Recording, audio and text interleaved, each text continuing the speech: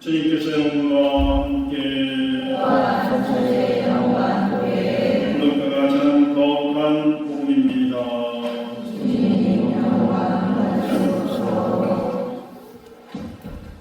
그때 예수님께서 바리새인들에게 말씀하셨다.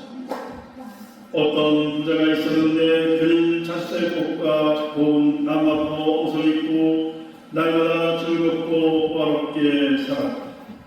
그의 집 대문 앞에는 라자로라는 가난한 이가 종기 투성이 몸으로 누워있었다. 그는 부자의 식탁에서 떨어지는 것으로 배를 채우기를 간절히 바랐다. 그러나 배를 가져와서 그의 죽기를 할 뻔하였다. 그러나 그 가난한 이가 죽자 천사들이 그를 아브라함 곁으로 데려갔다. 부자도 죽어 묻혔다. 부자가 저승에서 고통을 받으며 눈을 뜨니 멀리 아브라함과 그의 곁에 있는 라자로가 보였다. 그래서 그가 소리를 질러 말하였다. 아브라함 할아버지, 저에게 자비를 베풀어 주십시오.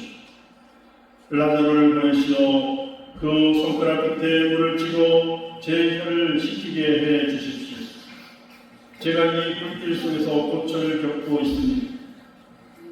그러자 아브라함이 말하였다. 얘야, 너는 살아있는 동안에 좋은 것들을 받았고 라자로는 나쁜 것들을 받았음을 기억해. 그래서 그는 이제 여기에서 위로를 받고 너는 고초를 겪는 것이다. 게다가 우리와 너희 사이에는 큰 구렁이 가로막여 있어 여기에서 너희 쪽으로 건너가려 해도 갈 수 없고 거기에서 우리 쪽으로 건너오려 해도 올 수 없다. 부자가 말하였다. 그렇다면 할아버지, 제발 라자로를 제 아버지의 집으로 보내주십시오. 저에게 5 형제가 있는데 라자로가 그들에게 경고하여 그들만은 이 고통스러운 곳으로 오지 않게 해 주십시오. 아브라함이 그들에게는 모세와 예언자들이 있으니 그들의 말을 들어야 한다 하고 대답하자 부자가 다시 안 됩니다. 아브라함 할아버지, 죽은 이들 가운데서 누가 가야 그들이 회개할 것입니다. 하였다. 그에게 아브라함이 이렇게 일렀다. 그들이 모세와 예언자들의 말을 듣지 않으면 죽은 이들 가운데서 누가 다시 살아나도 믿지 않을 것이다. 주님의 말씀입니다.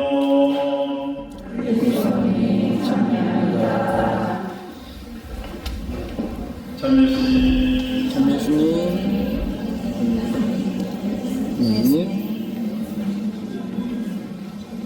사랑합니다. 사랑합니다.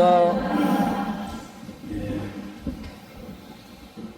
오늘은 제26주일이며 9월 10일 정말 마지막 주일로 우리 본당은 가정 성화 주일로 지냅니다. 가정이 성화되려면 어떻게 해야 되겠습니까?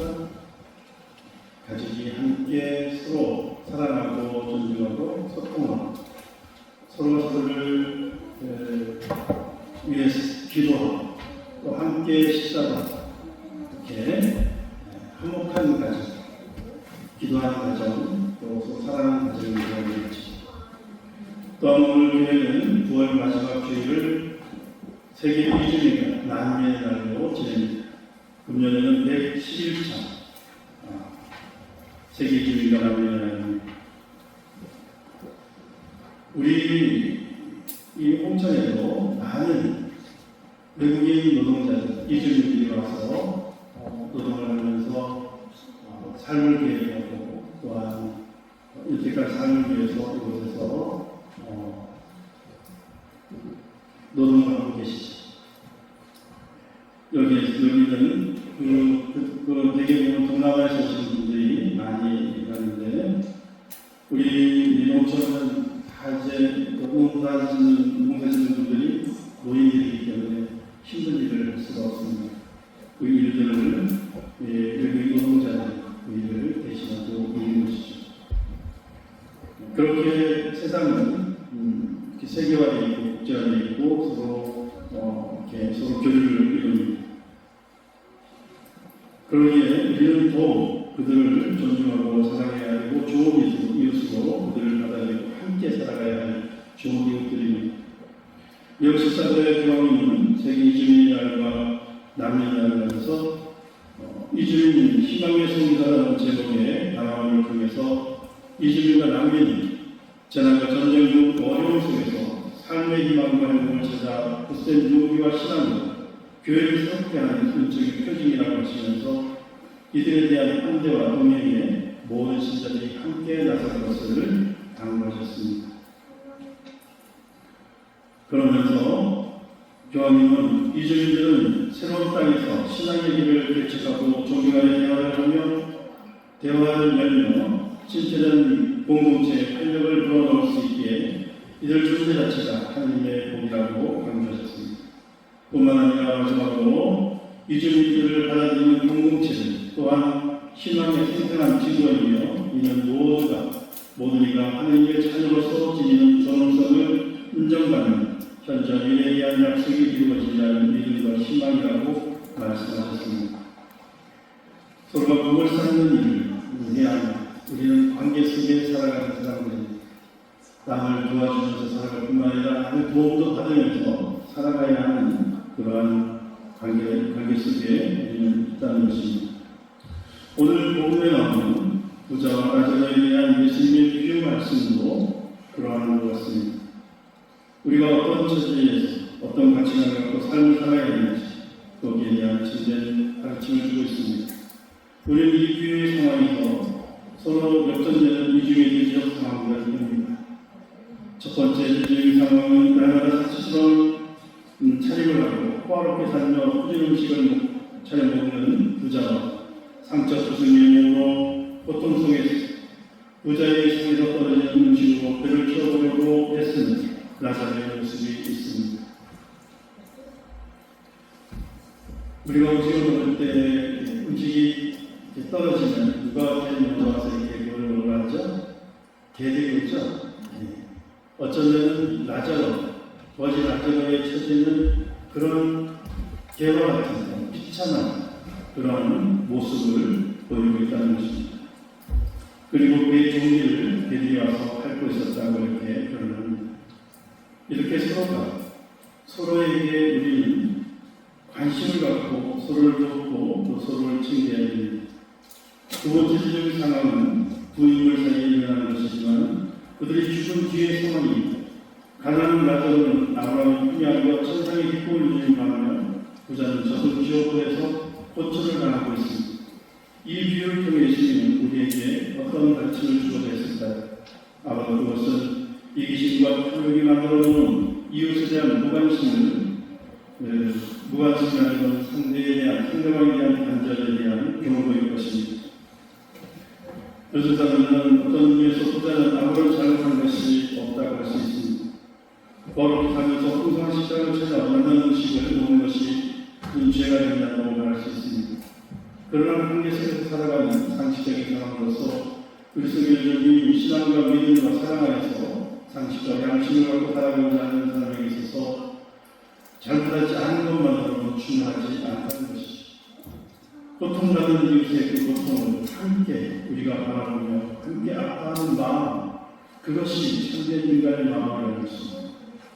예수님께서는 당신의 가르침 중에서 이런 말씀하셨죠.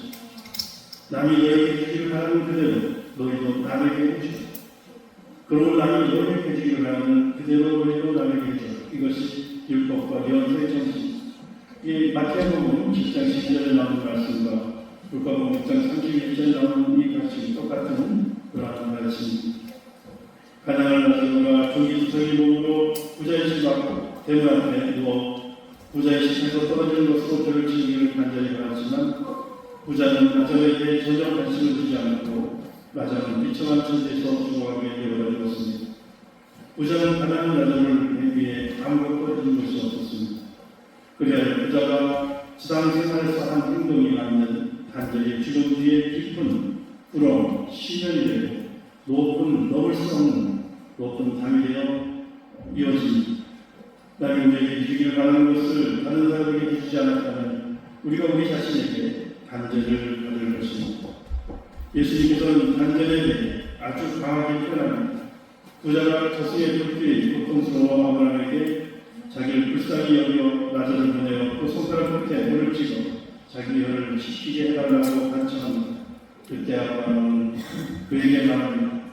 우리와 너희 사이에는 큰 구렁이 놓여있고 여기에서 너희 쪽으로 건너가려 해도 건너갈 수가 없고 거기에서 이쪽으로 건너가려 해도 올 수가 없다. 이 깊은 구렁, 넘어갈 수 없는 이 구렁을 누가 만든 것이다. 그것은 바로 부자의 무관심이 만들어 놓은 그런 신념 구렁이고 넘을 수 없는 강이라고 볼 수 있습니다. 우리는 살아가면서 누군가를 도울 수 있고 또 하나님 나라의 도와줄 수 있는 여러 가지 기회들이 있습니다. 그 기회들을 놓치지 말 우리가 선행을 실천하는 것이 우리가 신앙을 또 참다운 양심과 건강한 그러한 정신을 갖고 살아가는 사람의 삶의 모습이라 생각합니다. 우선 자신의 고통을 생각하며 자기 형제들이 이 고통스러운 곳에 오지 않도록 나자를 보내어 공부해달라고 부탁합니다. 그러나 그들이 모세와 여호와의 말을 듣지 않으면 죽은 이들 가운데 내가 다시 살아난다 해도 믿지 않을 것이다 라고 말합니다. 성서를 통해 계시된 하나님이 고통 속에 울부짖는 이들의 소리를 듣고 계시며 예배하지 않는다는 사실을 우리에게 알려줍니다. 탈출기에서 이집트 종살이에서 울부짖는 그 이스라엘 백성들을 이렇게 말합니다. 나는 이집트에 있는 내 백성들이 겪는 고난을 똑똑히 보았고 울부짖는 그의 소리를 들었다. 하나님께서는 우리가 고통 속에 있을 때 우리를 외면하시는 것이 아니라 우리와 함께 고통을 당하시고 우리와 함께 하시는 그리고 우리가 다시 일어설 수 있도록 우리를 위로하고 격려하시는 그러한 분이십니다. 그들이 하나님의 말씀에 귀를 기울이지 않는다면 아무리 놀라운 기적이 할지라도 그들은 회개하지 못할 것입니다. 따라서 회개하려면 먼저 하나님의 말씀을 귀 기울여야 합니다. 하나님의 말씀에 귀 기울이는 것은 자기 양심의 소리를 듣는 것이고 또한 기도하는 것입니다. 기도는 하나님의 소리를 듣는 것입니다. 우리가 이웃과의 관계 속에서도 잘 이웃의 소리를 들어주고 우리는 소통을 이루게 됩니다. 그래서 우리가 상대의 그런 입장을 고려하고 생각하는 것 그리고 그것을 우리의 것으로 받아들이는 것이 바로 그것이 이웃사랑의 이웃을 존중하고 사랑하는 것입니다. 심판에 대한 생각도 우리의 너그러운 마음을 일깨우는 데 유익하지만 또 효과적인 것입니다. 우리가 예수님의 사랑과 성령의 인도에 따라 사랑의 계명을 지키고 주님의 가르침에 대해 깊이 묵상하며 살아가는 것입니다. 우리를 사랑하시는 주님의 말씀에 귀 기울이면서 우리 하나님께 감사드리며 우리의 어려운 것들을 돌보고 함께 살아가는 것입니다. 오늘 디모데후서 1장의 말씀을 들으시죠. 하나님의 사랑이요 의로움과 신심과 믿음, 사랑과 인내와 온유함을 추구하시고 그리고 믿음을 위하여 훌륭히 싸워 영원한 생명을 차지하시고 그리스도 예수님 앞에서 그대에게 지시합니다. 우리 주 예수 그리스도께서 나타나실 때까지 흠없고 나무랄 것 없이 주님의 계명을 잘 지키십시오. 예수 그리스도는 부유하면서도 우리를 위해 가난하게 되셨고 예수님의 그 가난으로 우리 모두는 부유하게